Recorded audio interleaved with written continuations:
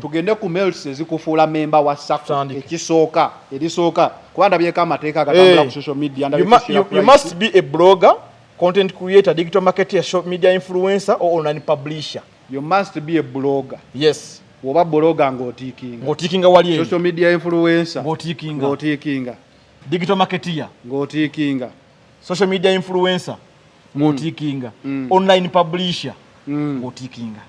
Ako ka step kamu buli bumeka ani gw'olabye mu bana abali wano kwezi members mumanyiiko b'omenye wali Isaac Daniel Katende chairman tagwawo wano agwawo. Madam Vice Chairperson Chami Mayanja tagwawo wano agwawo. Secretary General Duke Mwesigwa sigwawo wano ogwawo. Mr. Shalom Kawesi tagwawo wano agwawo. Mr. Frank Antambi tagwawo wano agwawo. Kachitegeeza first LGBT criteria point esooka tick. I agree with you. Tugende mas. You agree with me? Yeah, I agree with you. Tugende be a registered member of the Bloggers Association. Okitegedde bonna bayita. Tugende waddako. Because to be a member of the Bloggers Association you must have these publishing what togenda kujoga ndi member bagenda kuoza page kikwoli page registration fee as member of Bloggers Association $5 non-refundable. Okitegedde Ugandan citizens and diaspora members are typically eligible. Ugandans. You must be earning income from digital content. Kubanga byoteekayo bikusasuza mulimu like platform zoliko ofunako sente. You might be getting money via those platforms directly or you work for them. Final channel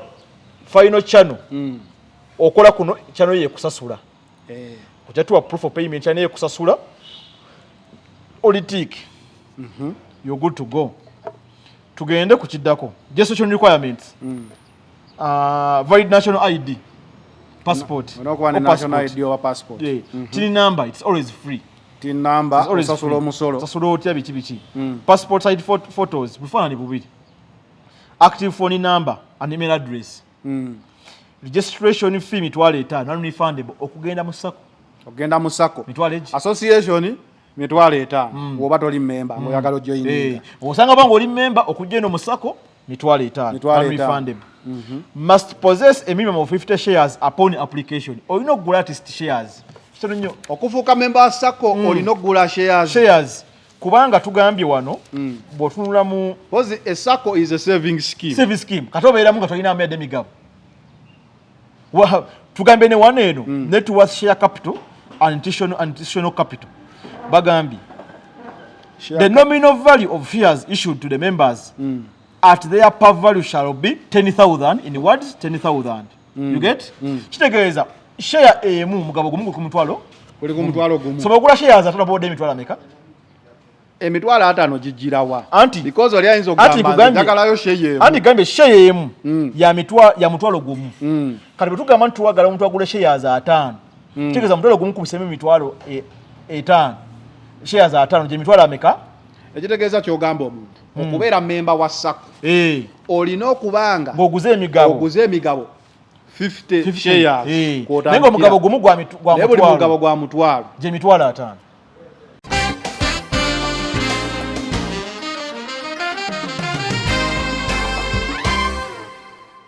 أعوذ بالله من الشيطان الرجيم بسم الله الرحمن الرحيم السلام عليكم ورحمة الله تعالى وبركاته nze Haji Yasin kiza omusomi w'eddwa nkola ku misango bula ly'abaana gwa yalimu okuzaala abonaabona anoonyeza obufumbo n'obutambulamu emirundi gyonna akaabya obwavu atalina mulimu ebizibu eby'amaka eby'emmaali omukisa yagenda ebulaayo okukola toyina mirembe toyina mirimu nsangibwa lugalambu ku lw'ejjinja osobola okukuba ku nnamba ezo ali ewala osobola oyita ku WhatsApp ku namba zange ezo zolaba ku screen yo.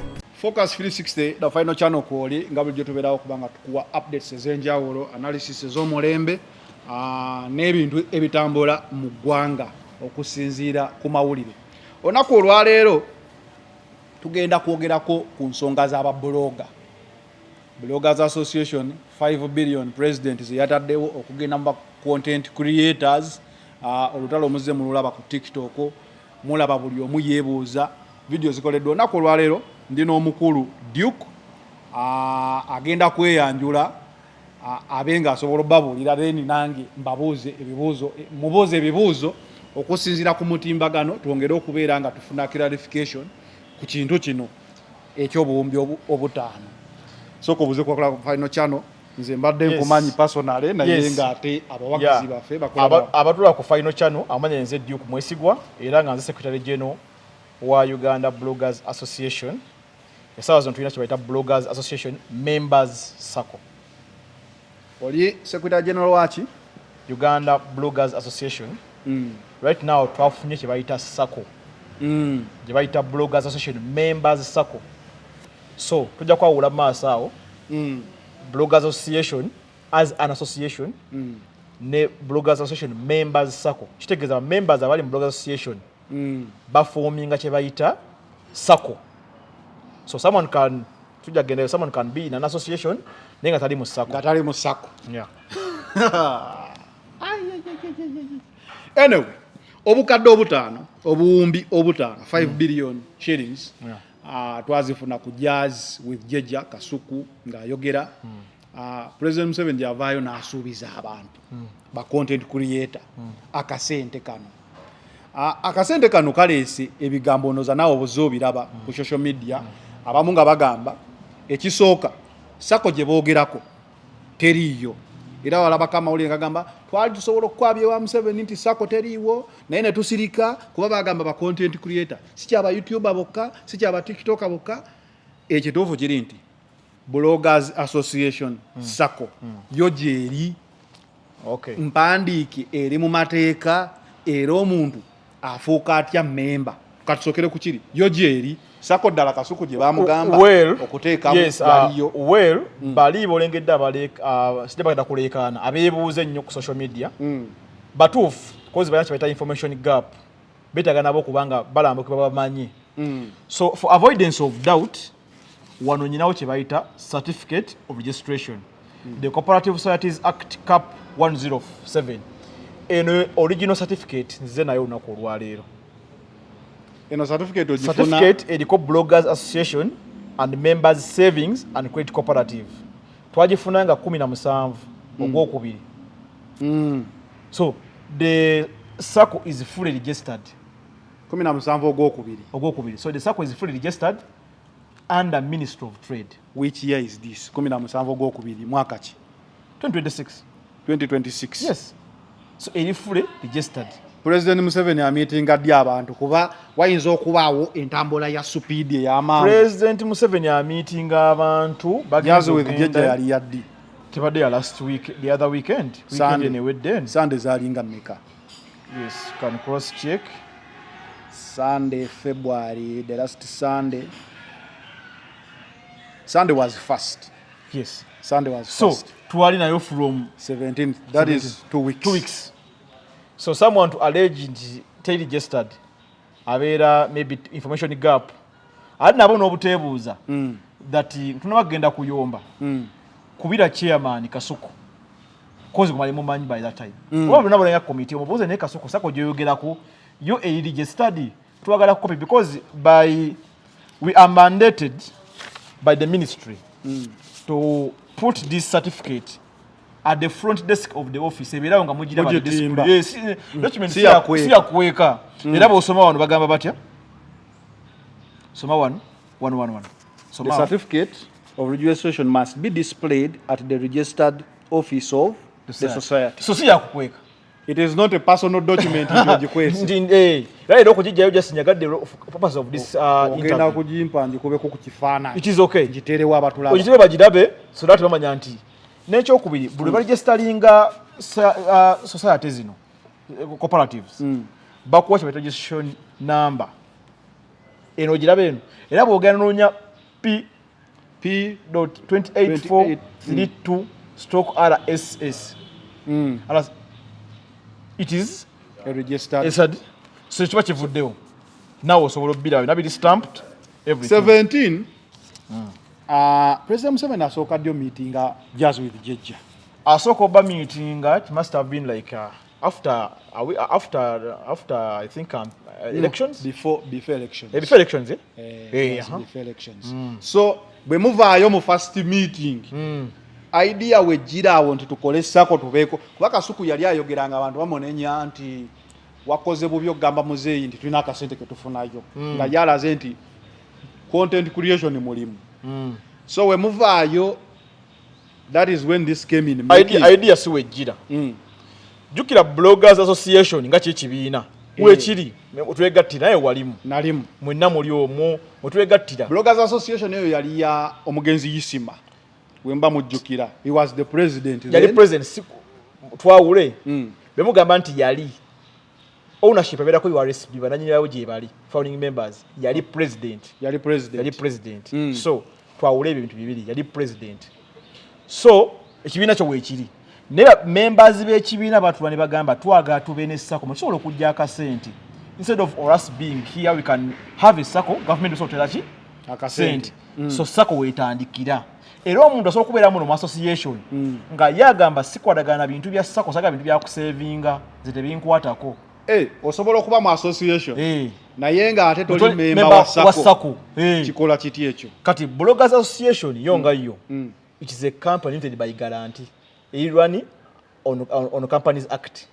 Naye kati eno sako yonga yo governingibwa kye bayita Cooperative Act 107 yonga ye governing bintu bya cooperatives nga bolengera emyoga ebice ebyo okitegedde ndi someone asobola nti ndi mu kino ekibiina kati nkwe example ki ulasobola kubanga ine kino kyalimenga tasavinga na group eyo nga sikiza mbya savingiramu kubanga for example muno bwe tu associating awamu ku sakwe tu savinga tujjayo waliwo ebijja kubanga enda kutuuka waliwo melts zolina okubiitinga to be member of the sub Bloggers Association eri yo mulama gwayo buli YouTuber content creator TikTok mwena mujja wamu mulama gwaffe first of all kulaba nti nno munnaffe ono tebamusibye weetuli nti munnaffe ono tulina office wetubeera nti munnaffe ono adayagala ku kamera gundi amwazikeko nti munnaffe ono tuliwomu as a combined voice. Association eyo okujjukizaako ku bantu baffe makatono Isima yali president Kaye yali amumyuka Ashibaga Kato Tamale Mirundi Junior oba yali oba mwogezi naye nzijukira leadership eyo yaliwo. The death of Isima association eyo eringa eyali yagwawo practically nga mu mpapula gyeri but practically nga practicability yayo kituufu because so rest in peace engeri president gye yavaawo president Ichuli actually omuntu yamu shocking up to date tekyali kintu kyinza okugamba nti musobola okyebeera kyali kitiisa nnyo nnyo kati nga netutya n'okudda mu mirimu egyo because first of all obulasi ngufuna mu organization okontrolinga abaana obutoogera ku mitimbagano oba omuntu okukola kino si kyangu ate mwesanga mwena abagamba nti ababloga banaye bakoze kino babloga bakoze kino local Bloggers Association mwali nga abantu abali bakola ki kale boogere nnyo bakola kino so mutya mwena mufuna fya all human beings naye bwe tubeera mu musiko ndugamba naye we can also do something productive tuli muno so olugamba kati tubulamu ne sente zitula tukole tugende mu maaso tugamba ne kati katukole sako tugeze okufuna government attention tudembo tukole ki tusituke so buli member ali muno mu association ajje mu sako kyayitawo ekyo bamemba abali mu association okumanya nti waligenda kubaawo sako kyayitawo kya communicatingibwa era buli member ali muno kya communicatingibwa era ku mukutu kuba oliyinza okugamba mwakola sako I'm a member of the association kiki enkugambye nti the death of Isma made it dormant nga soma wano weeri. Attention, good evening members, we are registering members into the bloggers circle. Government has funds to support bloggers just like you see artists being supported among other creators. So communication yali kwachi mweri WhatsApp group kitegeeza communication with member communication yali koze ki emutuuseeko ebikutuuseeko. Get my point? Kitegeeza wabaddewo okucommunicating. So tuli ku sako katusenze obadde oyogerako ezamuzeeyi tutuuse yeewo omuzeeyi tetunnaba mu association Uganda Bloggers Association it was inclusive nga it's not about the political affiliation gyogwa eri nti oli ku internet si bwe kiri kyova olaba mwalimu Kaye Wisdom buli omu yali amanyi nti Wanup mwalimu Tamale Junior at the time yali Wanup mwalimu Ashibaga Kato who represented NRM and Isima NRM and n'abalala sako eri etya kuba twalabyeko abali ku TikTok abagamba temuyinza kuteekako Frank Antambi temuyinza kuteekako Sharon Kawesi abantu bemanyidde ddala nti ba-affiliatinga ku political side ndala sako eri nani partisan tetudiringa mu byabufuzi byonna no political affiliations ebikomeere mu associations babeereeyo eno speaker sako saving and credit so omuntu ali mu byobufuzi alinako kubeera wala batagenda kola ki kuyita naye for clarification omuntu inaina nga abadde mu Bloggers Association eri qualifying okujja mu eno sako yafunye sente eri enkadde eri ate abapya abakatandika blogging of course katugenda genda ku registration criteria itagisa byonna okujja nabyo tubitunulye each by each tugeze ko be breaking down buli ali agamba nti yes insana because for example tugenda gamba tugenda kwala 5 billion ofune everyone ali ku online platform sente ziba ntono nnyo naye mulina okubanga naffe tulina tuli structured because we structured already tulina obufuzi obututwala chairman Kasuku waali chairman Kasuku waali vice president Shamim Mayanja njogera ku sako ku sako koze sako ebane kye bayita committee manya abantu babi confusing njogera ku sako atule yogera Bloggers Association okay njogera ku sako si association njogera ku sako ebane bayita era yebana chairman era kafananyi kano ndowooza okalaba abaana bakatadde ku social media ne bagamba abakantu union beekutte ne beewa njagala nkumenyera omuntu ngambe utaqualifying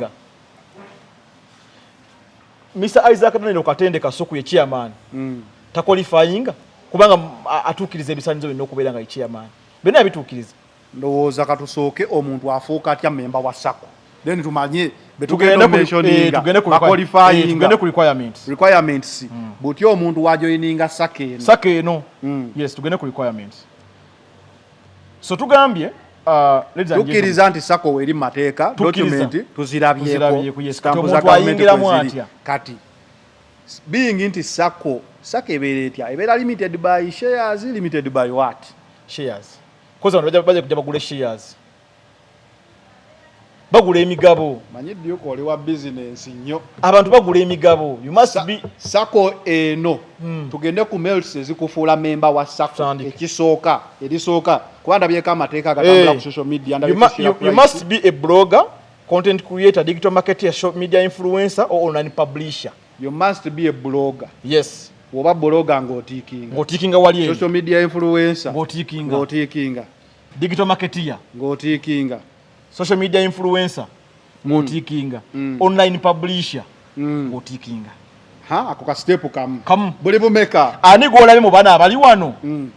Kwezi members emanyiko bomenye wali Isaac Naneno Katende chairman tagwa wano agwawo madam vice chairperson Shamim Mayanja tagwa wano agwawo secretary general Duke Mwesigwa sigwa wano ogwawo Mr. Sharon Kawesi tagwa wano agwawo Mr. Frank Antambi tagwa wano agwawo kashitegeeza first eligibility criteria point esooka tick.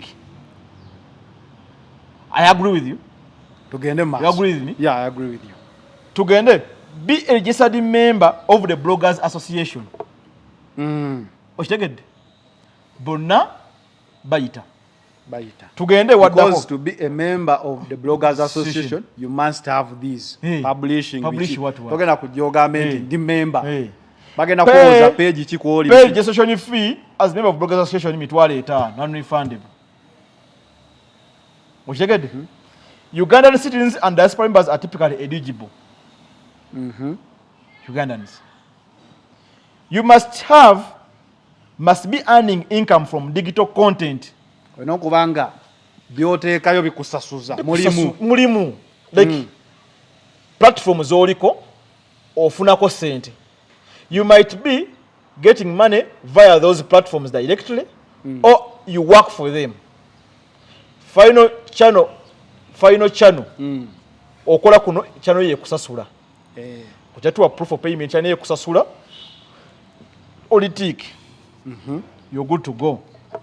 Tugende kuchiddako just social requirements valid national ID passport national ID or passport tin number it's always free.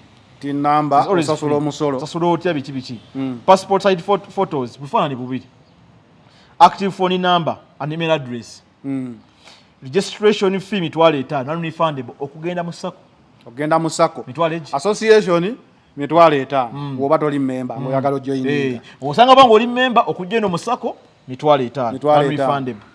Must possess a minimum of 50 shares upon application. Olina okugula artist shares kitono nnyo okufuuka member wa sako olina okugula shares kubanga tugambye wano bw'otunula mu because a sako is a saving scheme kati obeeramu nga tolina amedde emigabo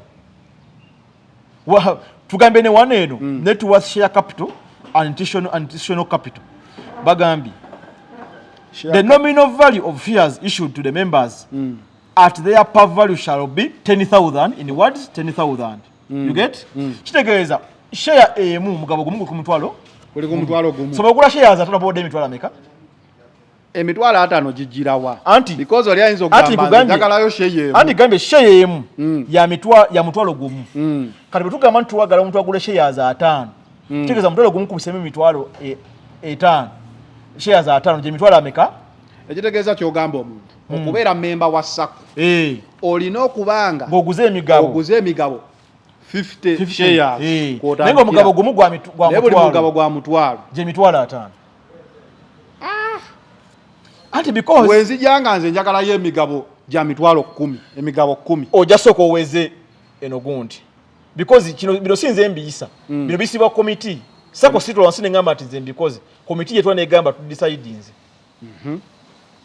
so gowe naye agala ofuuka member oqualifying olina TikTok olina proof of payment from those channels TikTok wane Uganda tesasula tewaliwo ogikolako ki nga tekusasula anti jogenda okujja tuli mu saving and credit twagala tugenda okuwola sente naye kyakola ki ayinako wajja. You get my point? Sebakuwola n'osobolozizza. That's the normal point. Nebo ogenda mu banka toyinza ogamba banka nti nze ndi muna Uganda mumpe sente. Banka ejja kusaba your source of income security. Yes. You must we can even say that your job should be your collateral. Nenga tutegedde how your income flow is. Income statement zitulage ko tulumanye nti ayingiza nafuna because oyagala ojje our sako has 5 billion. Kati oyagala ojje ku 5 billion tukuweeke sente zoyagala. Ogendo investing nayo investing waje tunakola kicho ofunayo. Onosobola otyo okuzizza. Otya. That's the biggest point so, here. So platform kwoli erina okubanga ekusasula. Your security should be your collateral. Your security erina kubeera platform yo yengeraga esasula. But TikTok abanafuna ku sente. Bafuna kwanga bikolerako. Bafuna ko sente za. Bakola. Nawulirako ndi TikTok tesasula mu Uganda. Anti yenna omuntu alina TikTok. Alina okufunayo omuntu ali ebweru. N'amujulizaamu amanya yegwe basasula ye n'amuwa. Sigenda ku discussinga nawulirako. Fetwagala kulaba gwe document yo. Okole ki? Nti bansasudde. Email yino. Era sente ziri ku account yange. Bazima bamusasulira bweru nenga bakwa transfer nezija ku account ye.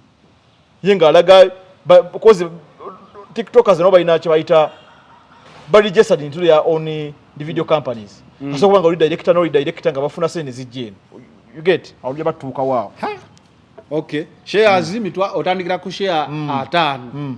Provide certificate or 20 at least ngogenda okujja.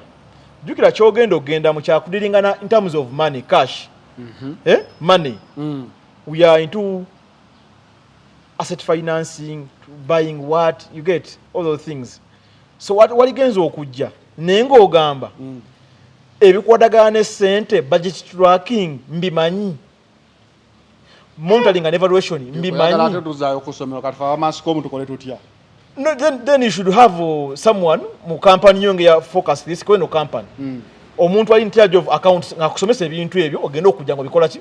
Saga nto kwali nkugambye nti profit and loss kye kino, budget tracking kye kino. You get cause to investing a sente zo otuwa. No kubuuza muzi investinga muki. Nawe go tuziwa sente zino omenye zikozesa obulungi. Where does that leave an individual person in a platform yenga blogger kwata simu ye nateekako individual atasobodde kufuna ekyo kusobola okuteekawo like a window tugamba kale upon his approval ffe tujja kubaawo n'emisomo gy'aba financial literacy abasajja ababisomye you get ba financial administrators bajja kujja basomese. So they will take you for a whole week. Then a certain thing kale ofunyemu. You get that orientation. Then we can not you've passed this test ojina. Agenda kuteeka eddala kubanda bamateeka ga kukasuka abantu bwe. So member rights and benefits when wali rights za member ojaga ne member amateeka gaweddeyo how I become a member of the SACCO. Katugamba ne member ajagamba nenze munyingiza musako ya mwenyina right ki biki byefuna tugambe access loan facilities subject to meeting loan requirements ntino oyino ojja kubanga ofuna loan pozi zino sente ze balesi za kwewola si za kwegaba za kwewola zero SACCO money is strictly kwewola loan borrowing and repaying. This is non negotiable. Tebidi kugamba ani akuwa sente z'okulyamu awo marounding. Badde manyi bigenda kubanga byabayimbi. Kasente kajje ebyabayimbi babisange mu bayimbi. Bino ebyaffe actually we are going to be even audited by external auditors. Auditors have to come by books of accounts. We have to be filing returns books of accounts. But auditors bazikolechi ba auditing. So kati nkugambye ojja kuba ofuna loan.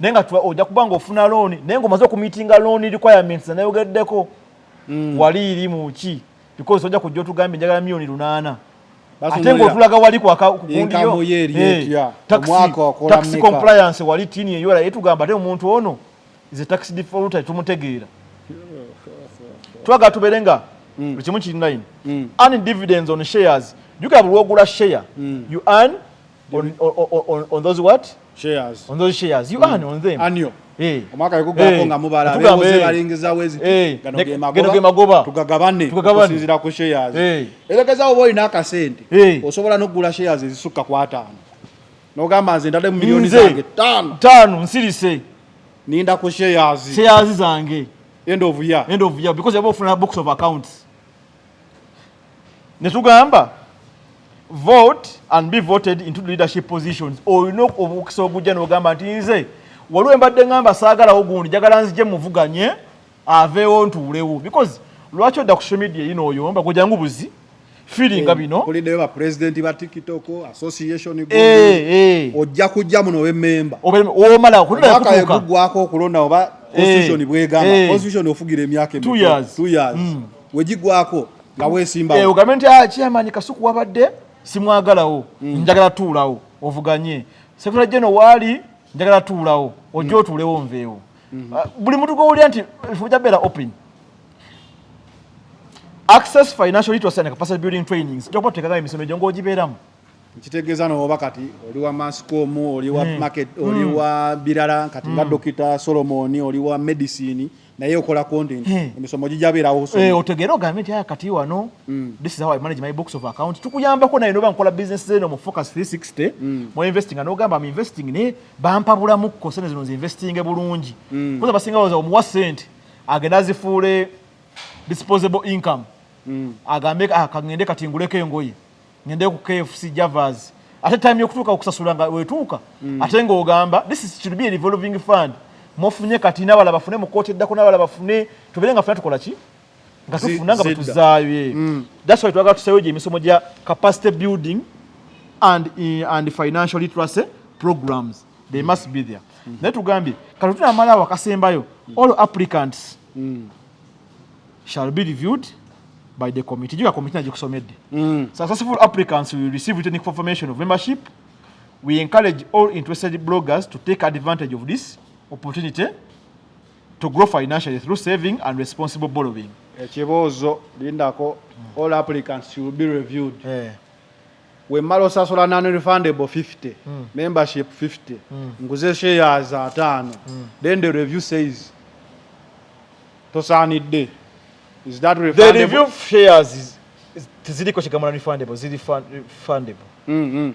Senga oba to pay all this you must first apply ne bakulabamu ne bagamba now go and pay this nga bakuwe somero ku kifo ekifo ku somero ndogena no saba no tekayo mwana akoze bwati bamala ku admission ne bagamba but to make your admission onti eyisemu so ko sasule ziri fees omwana ayingire somero tegeza review yesoka nga tonna bakutandika kusasula biri ebirala kuliko byosooka ojjo obisasula neera olaba nga toyise nga tugamba wadese nyinzo tano zizi toyiseemu because ojja sola step ku step. For example, ate n'otuuka otya okujja mu Sanganya n'otuli mu blog association eringa tosodde kaadi yayo tuba tugyeta again.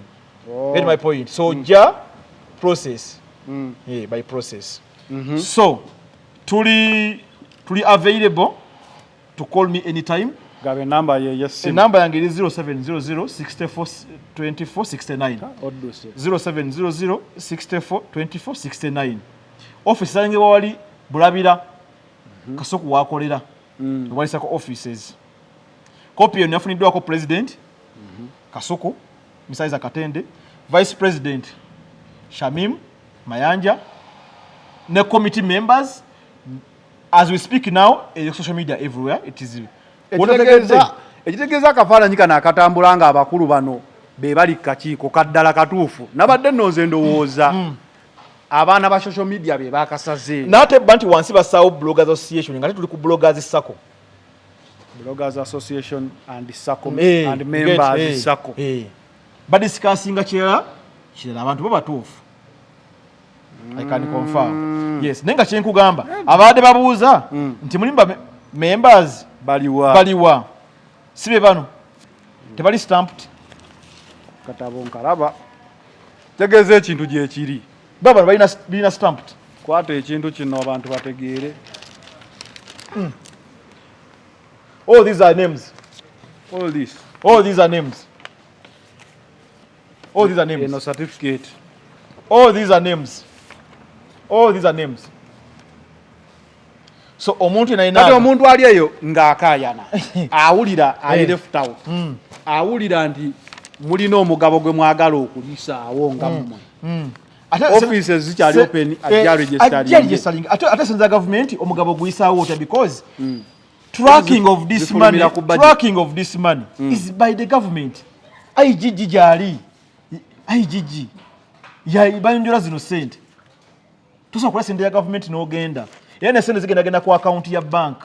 This is the resolution of the bank yaguddwa odda weziri. Everything is functional. Ebyo mateeka mbikiriza katuddeko ku byoku street oba ebya social media. Some people bajja bane fears nti bloggers association and members sako eyinza okubajjako their freedom of speech.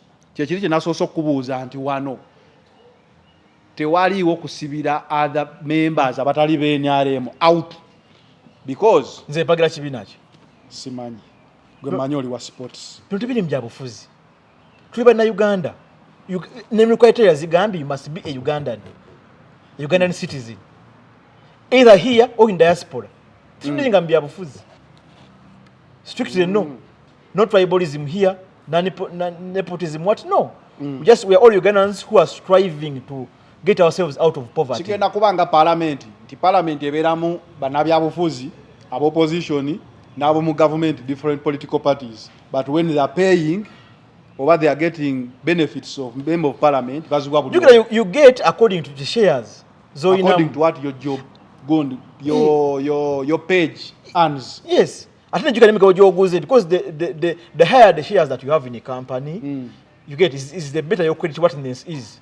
Chiringa zine simu zituwala sente mo cash we wole wolo gwe million B ologo emitwala 5 nenga mwina telecom company emu n'ensasulayo return yo how are you yekukuza yes how are you paying nti leero Duke nero yakimye milioni 10 yaziziza mu budde asobola okutwala so yagano yombesa MTN lwaki Zanero mumuwadde milioni 2 nze mumpa mitwalo 10 because he has grown his portfolio of paying back on time payback period ye awaayo nakumyawo yes saakulabayo ku farm Jazz with Jejja waliwo abalowooza nti President Museveni ali agaba ssente ezo yazigabira abo abaagenda omulundi ogwasooka n'ogwokubiri ababadde ku Jazz with Jejja bwe kiri. No, I want to correct them kuba bo bagamba fe twakuba bagamba twateere embundu it is true era babadde babuuza questions ezimu nti tetwalabako Kasuku nga awagira President Museveni, tetwalabako Ntambi nga awagira President Museveni, tetwalabako Shalom. It is true, but for raising their grievances. There's a bad raising grievances like on principles, fundamentals. You get. Tolumba muntu kalaktate oli simanya alabika bwati. You get like ogamba omuntu nenze ndaba ngabo mbuze ku kya sente. President yali clear. Omuntu eri ayogera wali eri. Yali Mr. Isaac Nane Katende. Si chairman weno sako. The chairman. President namugamba, are you organized? Yes, I'm organized. Do you have a circle? Yes, I have a circle. Which circle? This is the circle. I'm talking about. So we have government bali bakola what and what, that is a discussion for another time. Twayogera ku circle. Circle yaliwo nga bali ba addressing ani? Chairman wa circle. Of which the circle weri. So to test atene chairman tabadde mu byagambye all other members requirements zo kujoin gambi zizino instead of social media ne muyomba. We wali kono weguli juza bino oyingire funa tukole ki tubeere wamu. Get my point. Tuyise mu bisanize ibadde ebyangwe nnyo just feel wansi bi feeling oje wano tugende okuleta bufanani national ID page ina final channel 360 focus everything ate kali akagamba nti page erina okubanga yekusasula because inze bino byonna mbirina naye mbuuliza bali abayombe anti oli abuuliza eri ayina kujja ntunge tugambe for you where do you have a query. Get my point. Tosobola kuyimirira ino ogamba nti otegedde requirements otayina bwezi tutakuterezeewo. You get? Tosobola kuyimirira ino ogamba nti nandi agadde ogenda okujoyininga sako tugeze somero nayo nachuze ni school nandi agadde okujoyininga King's College Buddo tona kutuukayo n'abaka basaba sibiina n'ovumira essomero. First go to the school, look at the school admission requirements. So ugambe baagala babuna owange yafuna points 24 surely sikola ki but other schools are there. Yena fe tugamba boarding and requirements ozina is a second there are other circles where you can be. See, it's not a do or die. And the other circles, but there is a circle already in a promise kirandi. That's where the problem is. Timu ya mpira we mangendo okusayinga. Wigani empita. Wali Madrid. Nena ngamba changu okusayininga ku balondo wali okutwala ku kikopo. Ne bwe ngusambo bulungi mu wigani. Sijja kuwangula ku ligi. Katoyo omugezi toyomba. Oyingira wiga no samba bulungi nyo ne bakugula no gama bino bina bina kanzire wana no okusinga togaba kanyombe first work on your papers first wetegeke prepare yourself. Omusajja omuyagala n'agamba nti it is okay for a fool to despise a wise man but it's absolutely wrong and not right for a wise man to despise a fool, because then where is your wisdom? Olina okubanga osobola okukola judgment nti omuntu oyo alina obuzibu. Nti bino bye bawandiika nti fools shout. Kati gwe toyina kumuddamu naye ng'omuvuma. Understanding nti alina kyogera.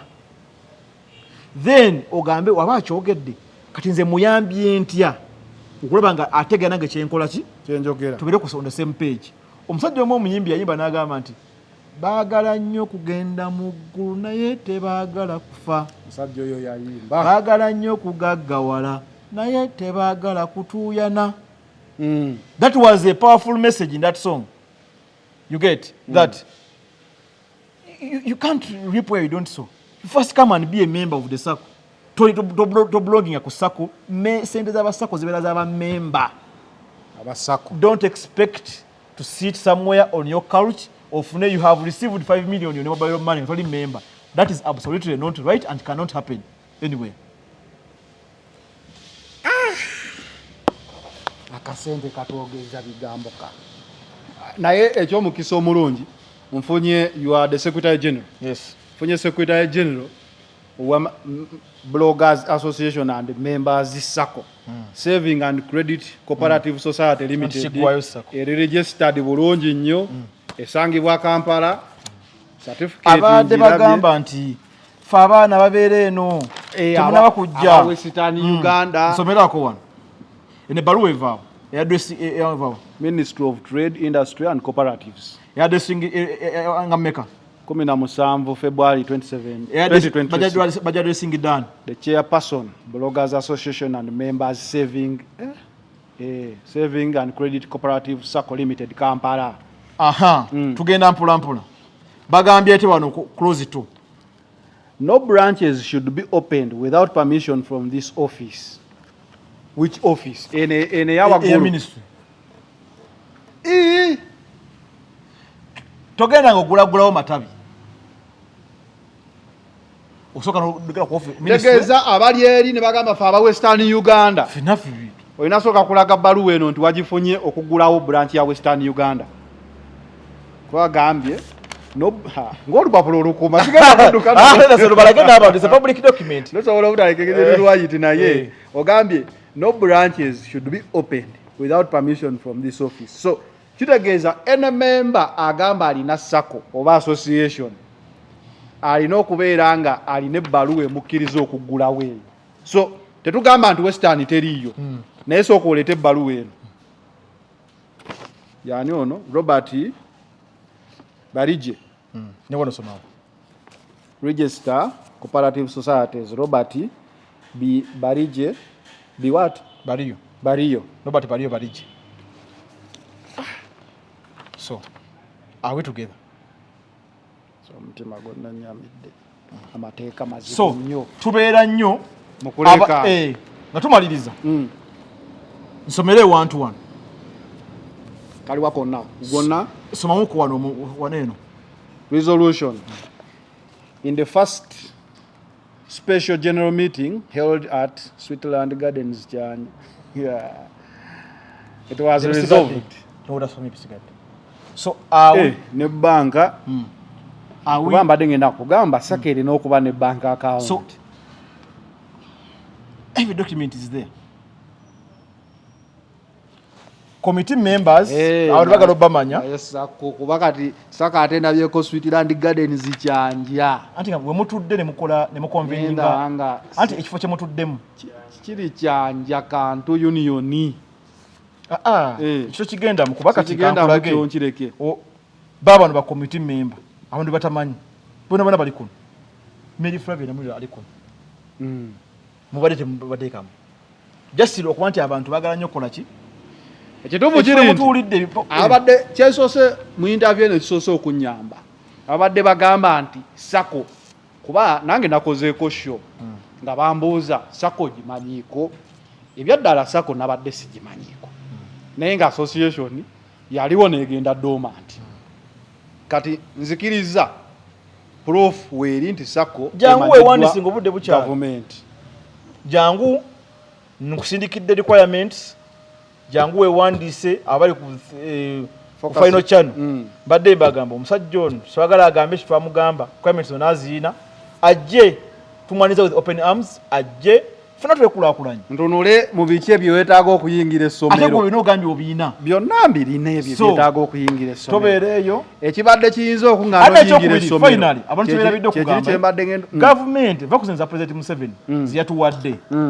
Government ku Ministry of Trade twalina meeting nze honorable chairman Mr. Kasuku Vice President Shamim Mayanja ne Treasurer Shalom Kawesi. Twalina meeting ku office ye n'ansaba ebipapula bino ng'atugamba sente z'aba creatives a tune of 5 billion gyeziri bagala bera nga batuwa tezo zijiranga mu quarterly babawe 1.5 billion ne baba you get ne baba mukoze ne babongera endala, so it's a revolving fund. Zino zamuze it might even be a one off. Natulina sente ziri mu government, so for tuli kuza government ziri mu ministry ezaffe naye zino zabaddenga wogamba nti muze yasazeewo ayongere seed capital mu sako yaffe naye tulina sente ziri mu ministry zirina okujjayo. Omuntu abanga atiddemu okufuuka memba olw'endowooza ez'enjawulo kati waliwo endowooza eno biliyoni 5 president ze yabawadde zabadde zakubajja ku social media mugiveeko mugende mu finding other better paying jobs kubano ile ne government naye jabba wayendala 5 nze zizo ngandi za government biliyoni 5 president ze yabawadde omayite mutegeererawo mutegeera luvannyuma lwa bbanga government ezerwanagana ne social media ng'ebakooye olw'enneeyisa yammwe ne batuuka n'ogiteekako omusolo ne batuuka n'obbagamba mugende mwewandiise mu UCC muli agirina mujjukira baateekako OTT president ne mujja mumumanyisa ng'ekimu ku byabaleeta ku social media mwe mutaalina mirimu naye ate n'agizuula nga mwe bennyini mwe mukimulaze temufunako ssente era kasukujjuzi yamukakasa n'amulaga bingi. Kitegeeza ki? Kitegeeza nti president yakizudde nti okuvuma abantu okubawaayiriza okukola stories eziri damaging okufuukira gavumenti ekizibu okutuuka nga social media okuzijjangako mu biseera bya campaign mulina akasente akatono kemufuna naye ate ng'ogwo si mulimo kati baleese ssente bazibawe mugende munoonye emirimu muve ku social media. Owulidde endowooza eyo?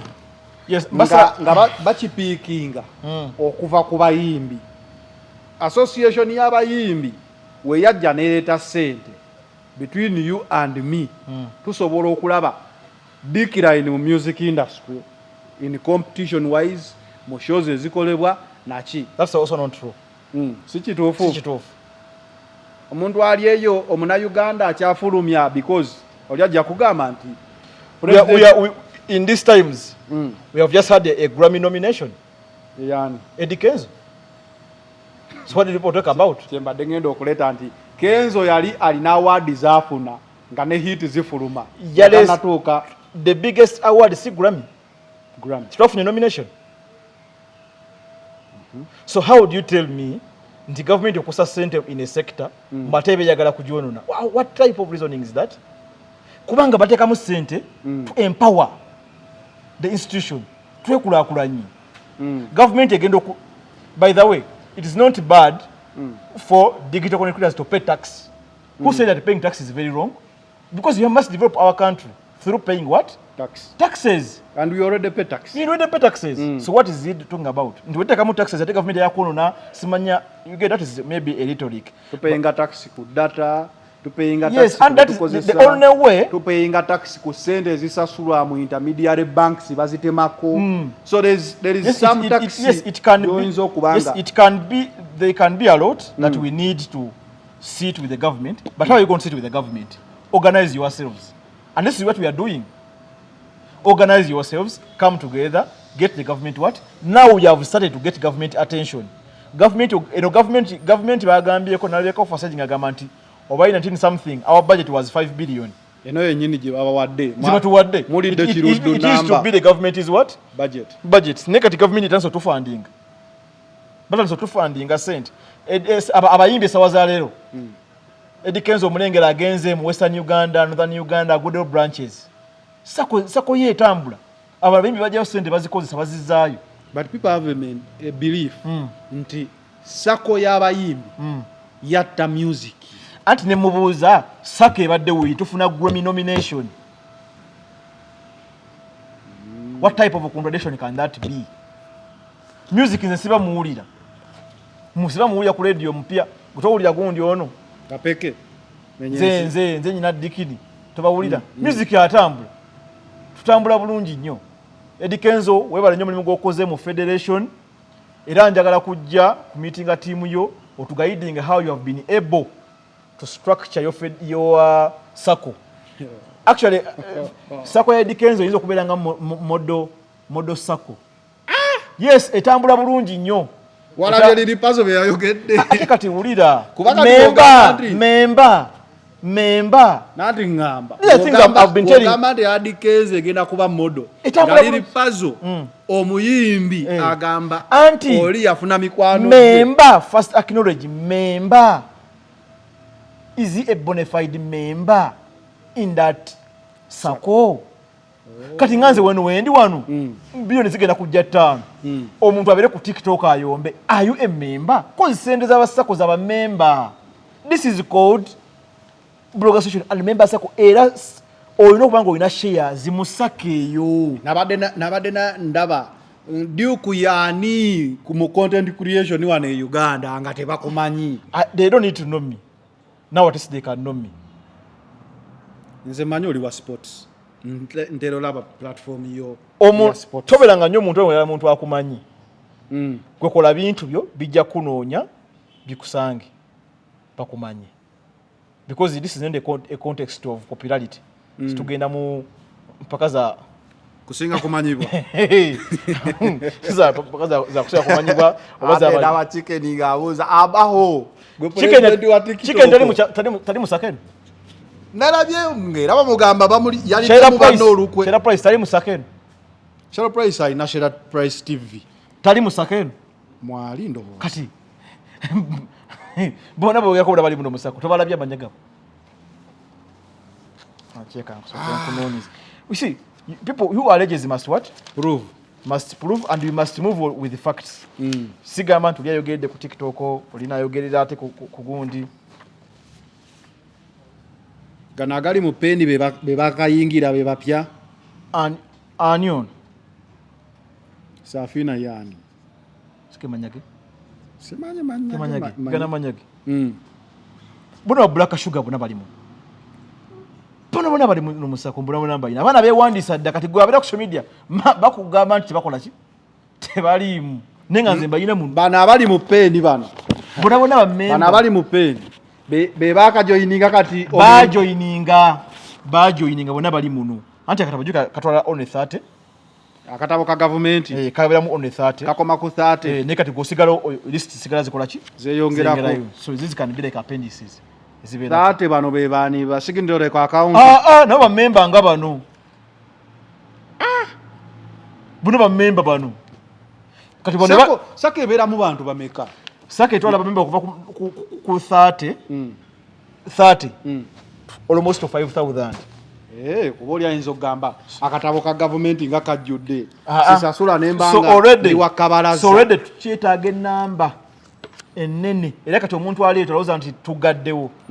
Tuna mu requirement so buyite mangu sindika jangu tewali olugenda kusibira bbali. Members, no one should be left out. Mujje tukwataganire wamu. Tobeereyo nofuna misinformation. At least get access to information. Nze ufuwe tuli. Awipo can't access. Olaba Eddie Mezaya ali Sweden. Yankubiddeko. Naye member. Ankubiddeko ali mu feeding papulazi. Sauza ali mu organizing. Kati ate gwali wane Uganda. Tugezeeko fena okubeera nga reaching out. We are brothers and sisters. We are all Ugandans. It is Uganda first. Let's develop our country. Let's develop ourselves. Tugamba mujje tukwataganire wamu. Webaze sikwanguyidde tukira Mr. Isaac Danyo Katende chairman Kasuku. Tukirira Zubeda Shamim. Tukirira Frank Antambi. Tukirira Shalom Kawesi. Tumbera jangu mondobere member. You get members. Chogamba bona benkumenyedde. Bona bajabera abantu babi. You get? Anti abo bonna bomenye abali ku kakiiko. Komite lika abantu abalala. Komite lika abantu abalala. Esuka kana kafaananyi. Kale dio kunawe twabaddeko kafaananyi. Wadde nze nabadde nkumanyi. It's okay. Kuliko Mary Flavia Namulindo. Naye anaakole mutuukirira. kuliko Brian aliganyira oyo yani bwe bali bo bewandisa dda mwe bali Kalema okitegedde Kusamu. Kusamu nakimuli kalo Mutyaba Pax kati abantu bali muno kyogamba bona obajja nku offices you get ogambe nti amateeka ekirungi olwaliro gafulumye gafulumye TikTok kwegali nesho tugikoze tunula mu mateeka ogamenyemenyemu awo olabe woyitirawo senga nkizuula nti sisobola ku miitinga mateeka gakalubye nnyo oŋŋamba nti nze ngumiikirize nga making no kwayo omwana ayinza okuba nga yakagulawo peegi no ekyokubiri natanaba kubanga ekyokubiri awulira nga mutasa gatuukiriza I can advise ebintu bibiri wammanga asobola okunonya sakoze endala weziri nazijoyininga asobola okuŋŋaanya banne nabo ne bakola sako erina amateeka amasamusa gasobola okufiitingamu everything is not for us gobo kyogamba bwogenda n'osoma visa ya America ngolaba togisobola kyogamba olemerako obayombesa tibanayenze ku mpaka mugulewo mumpe ogamba wayi bwobanga ya America kangende kata kata ebeganye kangende wetaga national ID wokka